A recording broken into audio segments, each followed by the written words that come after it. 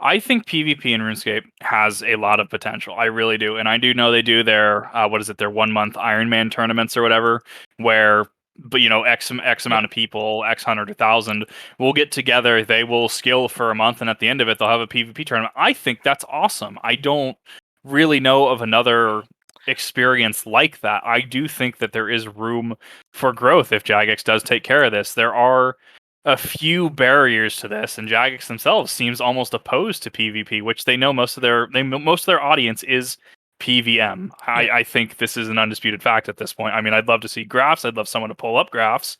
Um, they're primarily focusing on the demographic that is yeah, honestly keeping the game in, which as a tangent does fly in face of their new starter world stream they did yeah. yesterday, where they're wanting new players and they're kind of saying that the old players don't really get anything from this. So, but their old players are the ones that are paying the premium premier memberships and keeping the game alive. So it's this weird. I heard it It was a seems weird yeah, yeah. stream. It seems like the higher ups wanted to do this because it was both done for old school and RuneScape. So Hmm. it seems to me the RuneScape team made the best out of a worst hand that they possibly could, Hmm. and that's what we got. Yeah, no, and to be clear, it's in anything, and you can say this with Blizzard too. I mean, as highly divisive as Blizzard Yeah, is, that is something coming down from the suits. The famous argument about, oh well, don't you guys have phones? That is the people who are there. They know that this is going to be a bad look. yeah, They're yeah, doing the best with the hand that they were given because some corporate suits and execs wanted this to happen.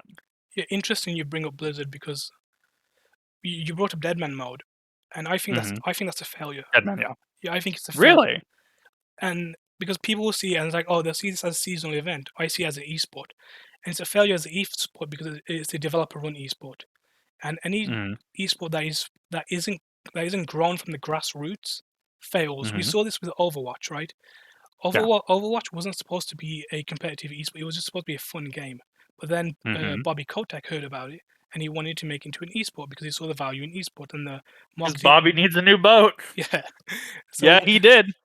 so he saw the value, and then they essentially convinced a bunch of investors to fund it, despite the fact they have no Mm-hmm. proof of concept on how Overwatch esport works, and the fact that it's now Mm-hmm. dying and on life support right now. Mm-hmm. So, and that's an egregious example of a developer trying to force an esport. And again, League of Legends would be a more grassroots scene. Like the community Mm-hmm. was already there, the game was already thriving. We had tournament organizers making tournaments earlier on, and there was a Mm-hmm. proof of concept, which then eventually made the LCS and the World Championship Series, and then the developers pushed that forward. You can't just Mm-hmm. force an esport. Not only that, but you can't just um, in the case of Deadman mode, right? You're Mm-hmm. testing for two separate things here. The first thing is you're testing for PVM content, and then the second test is PvP content. These are two separate Mm-hmm. pieces of content. Correct. So fundamentally, that's broken. Second of all, no one knows who the Deadman mode winners are. No one cares about them. Why is that? Mm-hmm. Because esports is basically storytelling. It's the same reason you have the UFC or WWE. It's storytelling. Mm-hmm. That's what it is. That's what draws an audience. And the Mm-hmm. problem is like how you tell these stories are not interesting enough because no one knows who the players are. There isn't a Mm-hmm. competitive architecture to build up these players, right? For instance, like in League, you have a server, and you can be the best on your server. When you're the best on your Mm-hmm. server, that's a title. You have proof.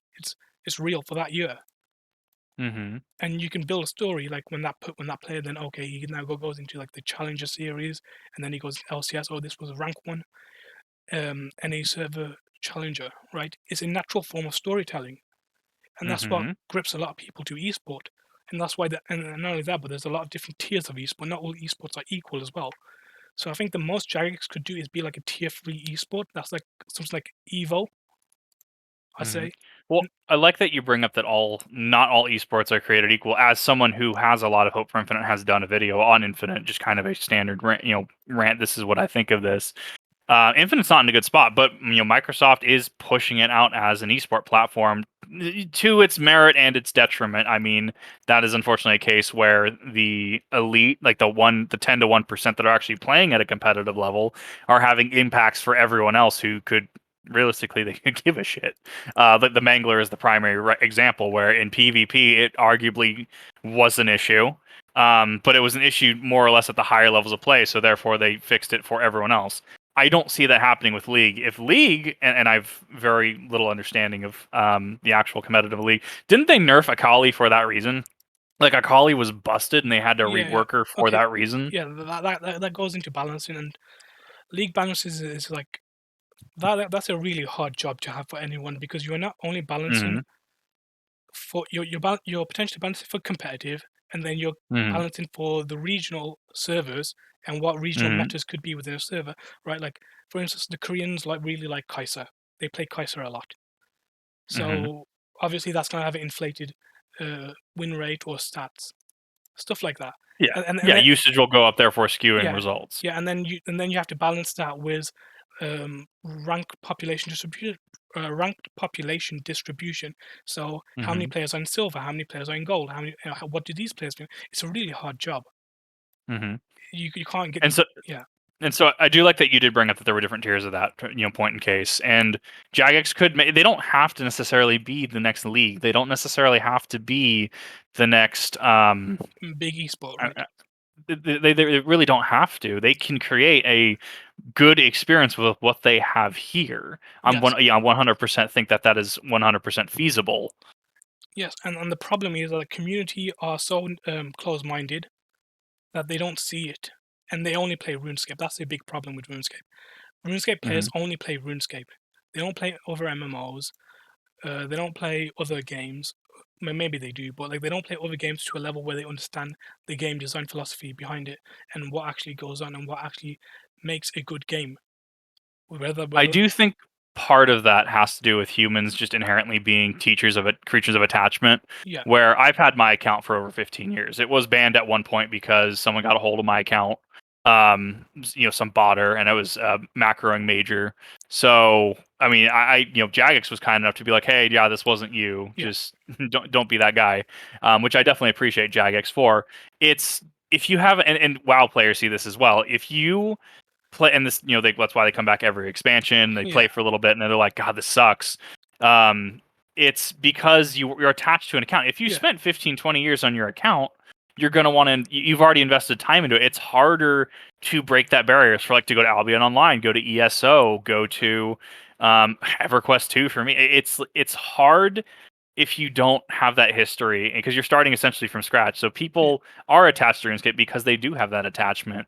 Going from even our RS1 client to old school, where you and I yeah. originated from, into RuneScape 3 past EOC. And I feel that you don't even necessarily have to start from the beginning for PvP because I think that is a detriment to detriment. It tests a specific skill type. Yes, It's like how battle royales, which I personally don't play, that's just not my cup of tea, are differ from Team TDM, Call of Duty, Halo, right? It's they test different skills, even though fundamentally they're the same in terms of general gameplay yeah, FPS, yeah. but They teach you're mechanic. testing different Yeah, skills. there's two things you can teach with PvP, which is the mechanical side of the game, which is just Hmm. your inputs, right? And then there's the Hmm. strategical side of the game, which is what your abilities are. And a lot of esports do this, right? They don't. Hmm. They usually focus on one or the other, right? But usually they do. There is a point where they overlap Hmm. and they become intuitive, right? Not intuitive, but they just become like normal things. It's like sort of like sport and muscle memory, right?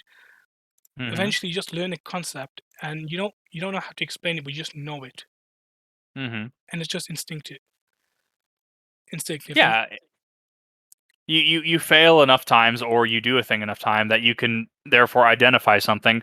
Oh crap, the three mages in the back are really hitting me pretty hard. Okay, I'm just gonna cast G-Conk detonate, right? yeah, Cool, now you've eliminated that entire group. okay.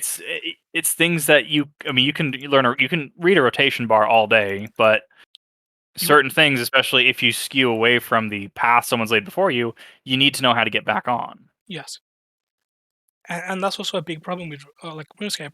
We gotta tie this back to RuneScape, right?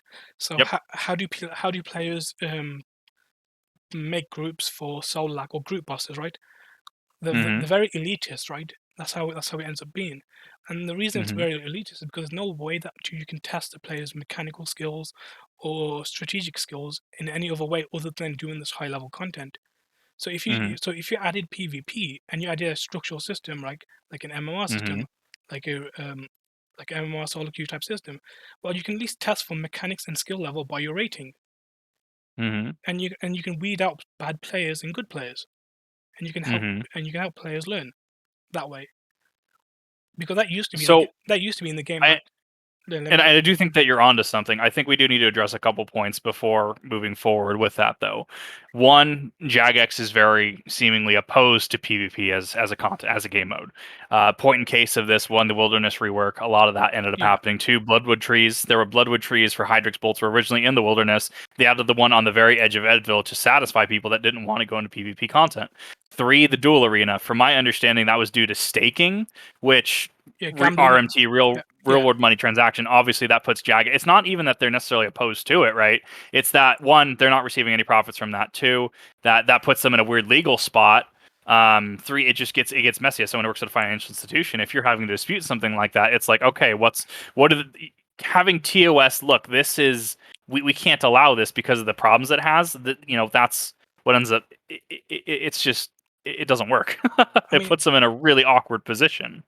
yeah, but like removing it is also a terrible position to be in the game as well, because now you have Yep. RuneScape, which is now PVM and skilling focus, right?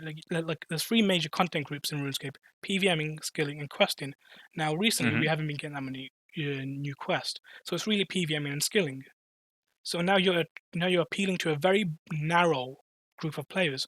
Whereas if we go Mhm. back like all the way back to RuneScape 2, right? It was PVM skilling, Mhm. questing. You also had gambling, even though that was looked down upon and frowned upon. Yeah. PVM skilling, questing, gambling. There was mini games, right? It was more Mhm. diverse. The point is that it was more diverse, and now we're like Mhm. slowly just removing things from the game, and now it's like a hyper specific type of game that only attracts to a very specific type of player. I love skilling, but skilling isn't. We rarely get a new skill that changes the game.